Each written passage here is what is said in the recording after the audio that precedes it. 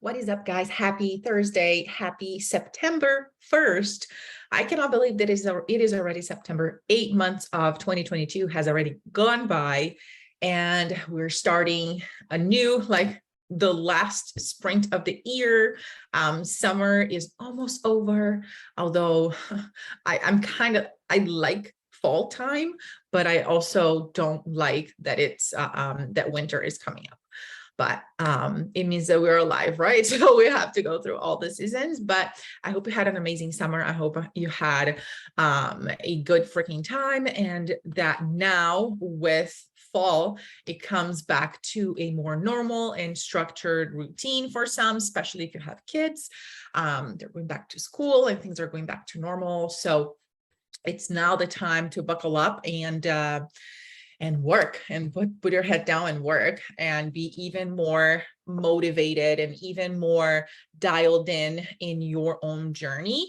Because now you have September, October, November, and December to finish off the year and achieve the goals that you had set for yourself in the beginning of the year. In 4 months is a lot of time, and you can be a completely different person, physically, mentally, spiritually, if you choose the right actions every day, if you choose the right thoughts and the right behaviors, if you choose actions that are going to get you closer, even if it's 1% closer to your goals instead of further away from it. So it's an everyday decision. Achieving a big yearly goal, it's just a matter of working towards it every single day, little by little, and getting closer and closer and closer to it, just in smaller chunks.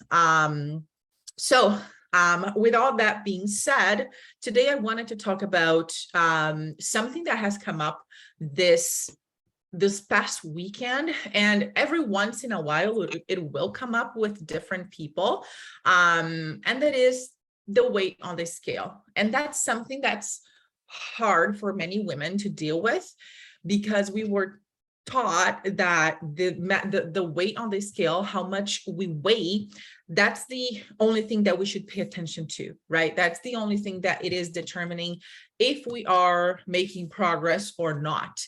And for majority of you, that might not be the case, okay? But that also doesn't mean that the scale means nothing. So if you are clearly overweight, if you are clearly with a higher body fat percentage, then the scale should be moving down. But I'm going to explain it, how to look at it and how to interpret data, and just look at your progress, look at your journey in a more rational way instead of in an emotional roller coaster. So here's what I'm going to do. I'm going to share my screen here. Here. And I just wanted to touch on this real quick. So this is my own personal progress tracker. I don't track my weight if I don't have a specific goal. Like, I will jump on a scale every once in a while, but when I am working towards a specific goal, then I will weigh myself every day. And why every day? Because look at this. Your body weight will fluctuate every single day. That is normal. Okay. So as you can see, I started at 148.1. The next day it went up. The next day it went even up, even more. And then the next day came back up again, up again, up again. But I don't care. Why? Because I'm still doing the things, like I'm still hitting the macros that I need to hit. I'm still doing the training that I need to do. I'm still hitting the steps that I need to hit. I'm still focusing on my process. I'm just collecting this data every morning because I want to see the trends over time. That's what matters for me. Okay. So I don't care if my weight went up 2 days in a row. Why? Because your body weight might have gone up because you have had a bigger meal the night before, like a meal where you had more carbs than usual, where you had more sodium than usual, where you ate a little bit later than usual. You might have had a night where you didn't sleep really well and you're not as rested in the morning. You might have had a really hard training session the day before, so your muscles are really inflamed and swollen, and that helps with water, not helps, but it increases water retention in the muscle, so you weigh more, so the scale will show a higher number. Okay, maybe you're on your period, or you're the week before your period, where you're prone to retain more water, and when you retain more water, you will weigh more on the scale, but it is not fat. Okay, just because you're weighing more, it does not mean that you've gained fat or that you're going in the wrong direction, because this is not how we look at the scale. Yes, we collect data every single day on the scale, specifically because it fluctuates so much that it's truly unfair to only weigh yourself once a week, and you're not going to have the whole picture of it. Because if you weigh yourself once a week, what if on the day that on your weigh-in, you're actually on your period and you're weighing more? You will think that you've gained weight from the week prior. But if you weigh yourself every single day under the same conditions, okay, so fasted, no food, no water in you, after bathroom, no clothes on, no randomly weighing yourself at the gym after a training session. Please don't do that. Like, that's not how you weigh yourself. Either you do it fasted or you wait the next day if you forgot. Because if you weigh yourself randomly during the day at a random scale, the weight is going to go up. Like, it's not going to be accurate. So don't do that to yourself. Okay. So if you weigh yourself every single day under the same conditions, you're going to collect data. Okay. And then if you grab the average for those 7 days, that's a more accurate reflection of your true body weight. Okay. Then you will compare the average from this week with the average for the next week and see what that takes you. Okay. So that's how we look at body weight. We don't look at body weight as an isolated number randomly in a day of the week, and you're comparing with the random number from another day of the week. We're actually looking at the average. So this data, well, this is just like 1 week or 10 days. But if you look here where I have data since January, February, you can see this very clear. My weight every single day, then the weekly average, and then what's going on weekly average versus weekly average. If it's going up, something is going on. If it's going down, I'm on a well, if it's going up, I'm gaining weight.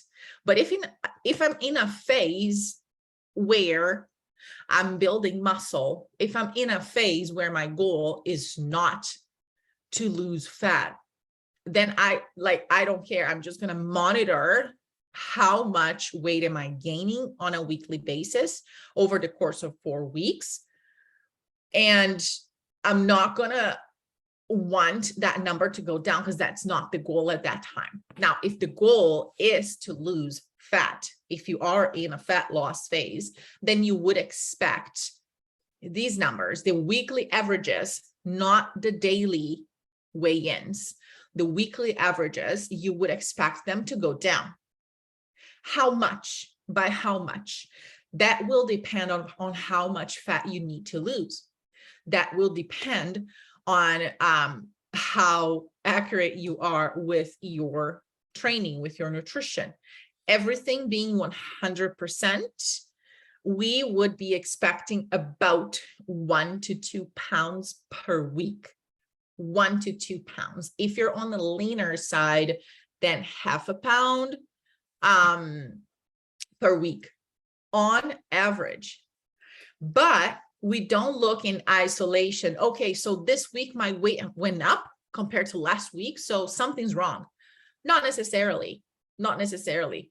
We're going to continue to monitor and grab more data over the course of 4 weeks to see what's happening in 4 weeks. Then we make changes. Then we assess what's going on.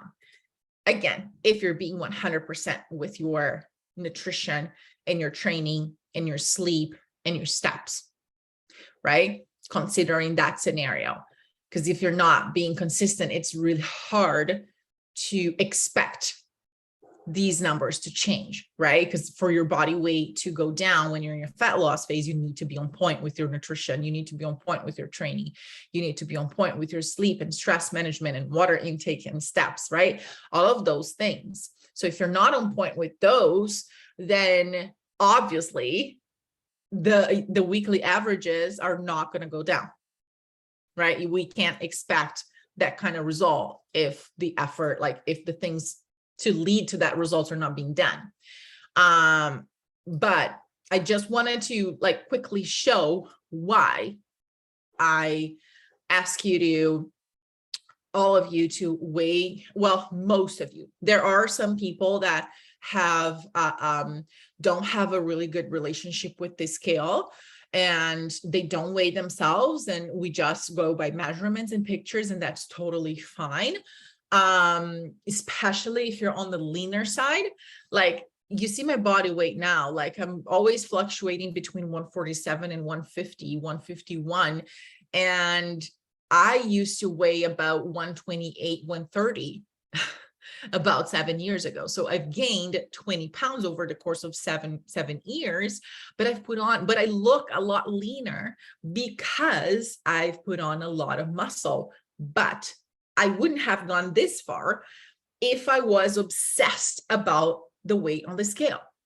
If I changed my approach every time I saw the scale going up. So if you think that you don't have, like, if you think that by looking at the number on the scale, you let it dictate your emotions, you let it dictate how your worth about yourself, you let it dictate how you go by your day, you let it dictate how much effort you're going to be putting in the gym, you then you don't have a good relationship with the scale, because it shouldn't be that way. It should be like literally hard data.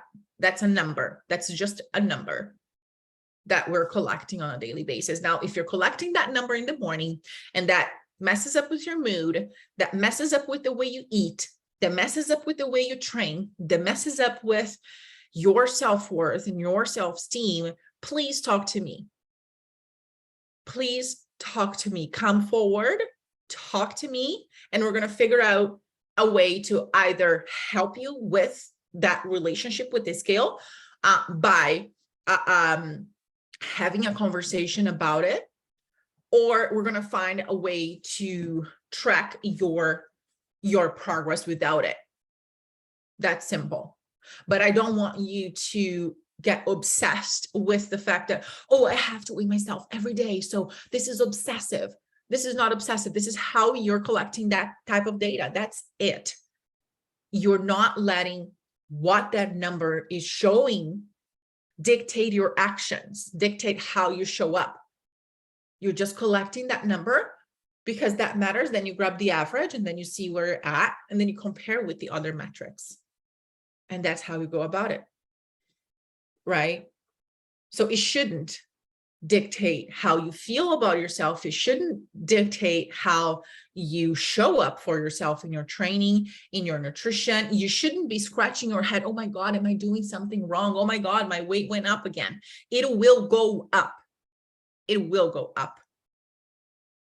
Like, it's not, even if you're on a fat loss, it's not a linear descent. It is not.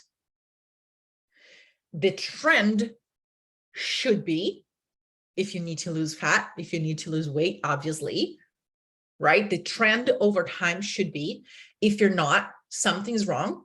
We need to adjust things. We need to have a conversation. But in the short term, like on a day-to-day basis, it will go up and down. It's like a stock market. It's like the stock market. The stock market, the stocks will go up and down all the time.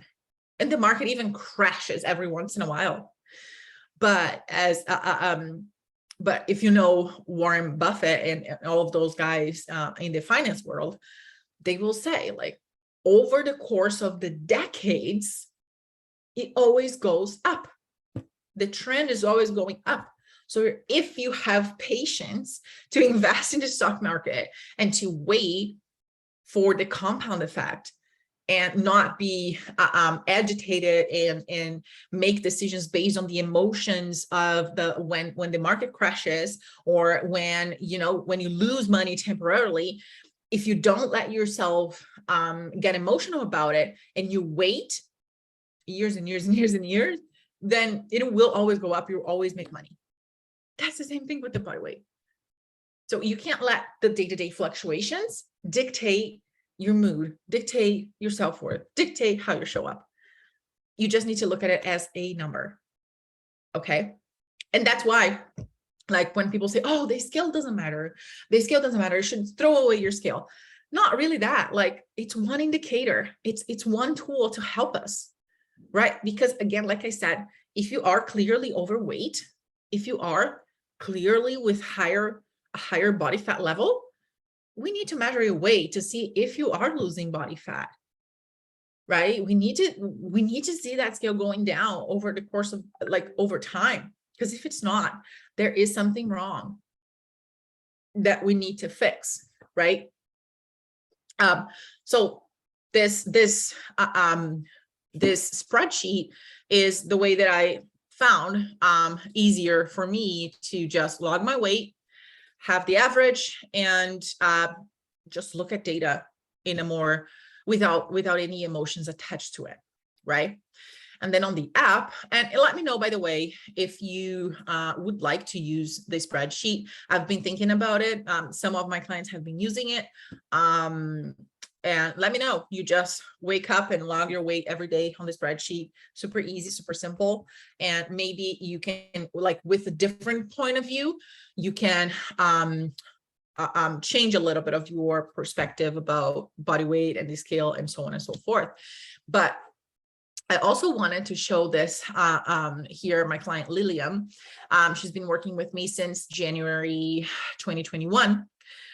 And we started initially with a body fat goal, fat loss goal, right? So that was the initial goal. As you can see, there were ups and downs, right? If you look very closely, there will be phases where, like, the weight spiked. That's normal. But the trend over time, like if you were to draw a line here, the trend over time was going down, which it did. Then, and this is the perfect textbook example of a very well done fat loss phase, especially women over 40. Women over 40 that claim that they have a bad genetic, or because of their age, they're not, they can't lose weight the same weight they did before, or nothing works. When you do things right, it does work. So body weight went down. We finished the fat loss phase here, and then we started reverse dieting. Okay, so we started boosting her metabolism. We're starting feeding her more food, increasing her calories, increasing her macros. Granted, she's 100% on point with her tracking, with her meals, with everything. Obviously, she still eats out. She still has a glass of wine here and there. She still eats pizza. She still does all of the things, but she's really good at planning. She's really good at planning ahead and making those things fit into her calorie budget, fit into her lifestyle. When things were a little bit tighter because we were in a more aggressive fat loss, she also made some sacrifices, which is normal. But in this phase here, as you can see, the weight fluctuated quite a bit. It went up and down, up and down, up and down, up and down. But if you were to draw a line here, the line would be straight, meaning that we're overall maintaining her body weight. And that's pretty much the goal on a reverse diet. You're either maintaining or gaining a little bit, because you're going to be eating more, you're going to be ready to put on some muscle tissue. So if you're really training hard, that's going to happen. So your weight might go up a little during a reverse diet phase, or maintain pretty steady. But we've maintained her body weight, and then we started a muscle building phase, which her body weight goes up, up, up, up, up, and she's back to pretty much what she weighed before when she started with me. However, look at her body measurements, look at her waist through this entire time. So it dropped quite significantly during the fat loss, and then we've maintained, and then it went up a little bit. It went up 2 inches, less than 2 inches. And she is looking much better. I'm not going to share her photos here because I don't know if she wants me to, but she looks still very lean and a completely different person than when she started. And she is back to pretty much the same body weight that she was in the beginning when she started out with me, but her body composition changed from like night and day. So if you were to go just by the scale, you would say, oh my gosh, she's gaining weight. It's a failure. Oh my goodness, she's letting herself go. No, this is all calculated. So she entered the muscle building. She entered the muscle building phase. She gained weight, yes, but she maintained her waist measurement, which is a very good indicator that she's not putting on a ton of fat. You will put on a little bit of fat when you build muscle, that's for sure. But the fact, but that doesn't mean that you're going to balloon, right? That you're going to become like, that you're going to gain all the fat back. And this is the perfect example of that. She maintained pretty much the same waist measurement, even though she's weighing a lot more. And she's getting stronger AF in the gym. And she's 43. So don't just go by the scale. Use the scale. Use the scale the way I showed you, the right way, because we want to collect that data. But also, whenever that messes up with your head, just be really, really emotionless about it. Look at the other metrics. Look at your waist measurement, what's happening there over time, not just week over week, like, oh, last week I was this and this week I'm that. No. What was the average for the past 4 weeks? Right? 4 weeks at least. Compare with your measurements, compare with your pictures. And then you make a judgment if you're making progress, if you're not making progress. But we're always looking at the whole picture, the bigger picture, the longer term, long-term versus short-term. Okay. Now, and yes, she's eating a lot. Now she's on vacation. She's in Orlando, but she's eating like 2,300 calories, and she's tiny. She's super small. She has a small frame, and she's eating a lot. So she's not starving herself, because that's not the answer too, right? So in this phase, the intention is not the scale to go down. So you can't just measure your progress by the scale. You can't, because that's not the point, right? That's going to mess up with your head. You're going to look at the data the wrong way, and it's going to affect your actions. And when it starts to affect your actions, then it becomes a problem, right? So stop looking at 1 day or 2 day weight spike and look at the previous 3 months. Look at the previous month. and understand what phase you're in. If your goal now is fat loss, if your goal now is reverse diet, if your goal now is muscle building, if your goal now is body recomposition, which is doing a little bit of both, a little bit of body fat down, a little bit of muscle up. Okay. So understanding which phase you're in helps you to align the expectations of how to progress through the phases and how to look at progress. Okay. And just lastly, things like I mentioned before, things that will affect your body weight when you travel. Just like, especially if you're flying, the altitude and everything, it might you might retain a little bit of water. You might feel bloated. It messes up with your digestion a little bit. So if you don't go to the bathroom every day, just know that a lot of that body weight is just poop and water retention. So pay attention to that too. Like if I don't go to the, it's really rare. I don't remember the last time that I did not go to the bathroom every day. I don't remember. But if it happens, then I know that the next day I'm going to be weighing more because there's literally more poop in me, right? So keep that in mind too. So if your digestion is on point, if you're going to the bathroom every day, then it's a little bit more accurate too. Does that make sense? So yeah, let me see what you have here. You can show my photos. My 72 kilos are not the same as 72. Yeah, you're also weighing the same, right, Felipe? And you're still maintaining pretty nicely. Let me see here. That's another example, and that's a male example.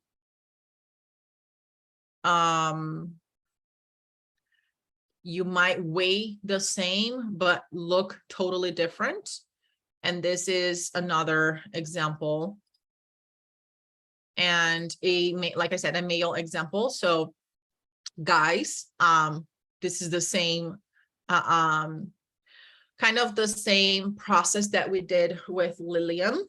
But there was a lot, like the fat loss phase was a lot longer because there was more body weight to lose. But as you can see, there were ups and downs as well. And like we did a reverse diet here, and now we're just kind of playing around with starting a muscle building phase or a maintenance phase. And now we're doing a mini cut to see what we were able to build. And then we'll go back to reversing and maintaining, and multiple cycles of that might be needed to get to where you want to be. You're not going to get there by doing one straight shot, one fat loss, one muscle building. You might need multiple cycles. And as you can see, the photos are totally different from the beginning. And yeah, there's a lot of photos here because he also started with me pretty in 2021. So yeah, no, it's going to take forever to load. But yeah, it's just going to take forever to load. But even weighing roughly the same, or he's even comparing with how he looked when he weighed this much way before, and he looks totally different because of muscle mass. So you gotta spend time outside of the fat loss phase to really see the difference. But my point here today, and we can go on and on and on talking about this, but my point here today specifically was to address the scale fluctuations, how to interpret that data, how to look at the body weight, how to look at the scale, why I ask you to weigh yourself. And if you're finding that your actions are being dictated by how you feel after you step on the scale, let me know and let's have a conversation about it. But in my opinion, just looking at it and trying to detach yourself from the emotions, like not using emotions and trying to rationalize what's really going on and why, and looking from the looking at the bigger picture, it does help a lot to improve that relationship with the scale, and also understanding the phases that you're in as well. So that was it for today in terms of what I wanted to share with you guys. Do you have any questions, Luis Felipe? I'm always here, yeah, crazy. No, but I think this point is something that this second vacation I could actually get. That I don't feel bad or even actually happier when I have a fluctuation with the scale. Honestly, I feel much better now with 72 kilograms than actually I felt 6 months ago, week 68. Actually, I got 4 kilograms more, but I feel much better and actually I look much better. So, Yep. uh, as soon as actually you get actually happier with every single day that you do your actually routine, I think is the point that actually you can make this journey as long as you can, or Exactly. once that you want. Exactly. Love that. Love that. And yeah, go by base your, like, always look at how you feel and take that time to really investing in the muscle building, in the reverse diet phase, and eating more, because you're going to feel the difference in your training, in your sleep, in your digestion, and over time that will pay off. So being patient is really, really crucial, to go through the phases the right way, in order to achieve that final result. I know that it is not easy, but when you understand the why behind things, that can be a little easier to go through that. So yeah, thank you so much. And let's have an amazing rest of Thursday, rest of the weekend, and we'll talk to you guys soon. Bye.